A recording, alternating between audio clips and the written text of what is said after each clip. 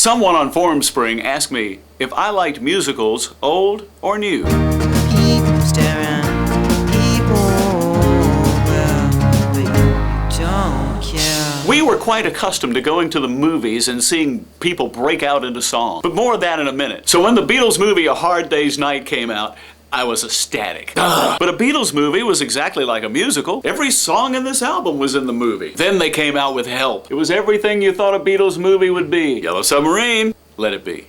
Yeah, we all knew the Beatles were going their separate ways, but there was just something about having a way to say goodbye that made it really important. When I was growing up in the 60s, there wasn't any way to see music videos unless maybe you saw a group on a chat show somewhere. A place that you got to see groups actually perform a lot of times would be in movies. And when I was a boy, we had free reign of downtown Macon. My parents could drop us off at, lunchtime. We'd visit the Reverend Pearly Brown. He would be singing down on Cherry Street. And in the movies back then, they would break into song at any minute. There's a love scene about to go, and he's always about to kiss the girl, and he starts singing, "It's you." I tried that with a girl once, and she threw up on me. So my entire generation grew up thinking that it was okay to sing anytime, anywhere. My sister and I were born in New York, and so we went back to see the '64 World's Fair and to see some old friends. And playing on Broadway was this musical, Oliver. And do you know who was playing the part of the Artful Dodger? I have the playbill right here. David Jones. I was sitting here one night thinking about some of the folks I had interviewed in radio and who I would have liked to have interviewed, because there were a lot of folks that came through those doors.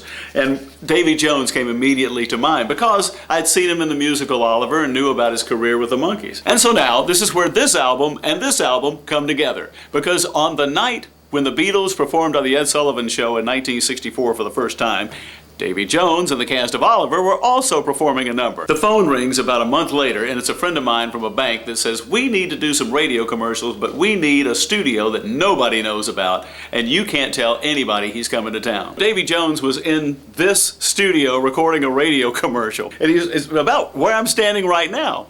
And he tells the story that when he was backstage in the Ed Sullivan Show, hearing the girls screaming and crying and begging for the Beatles, he said to himself, "I've got to get in a rock band." If you're going to talk about musicals, you have to talk about Elvis. I mean, just because it was Elvis, he was going to sing. And the way the Hollywood factory was working that day, Elvis could pop out a movie in a week. One week he'd be a Western, one week he'd be a race car driver, one week he'd be a cowboy. Elvis was always singing about what he was doing. "We're going to a Clambake. We're going to win this race. We're going to throw this ball at the pin and win you this bear." But when he was in prison, he was planning to get out. A hacksaw and some razor blade. And Elvis was always getting into a fight. "Hey Elvis, I bet you my car could beat your car."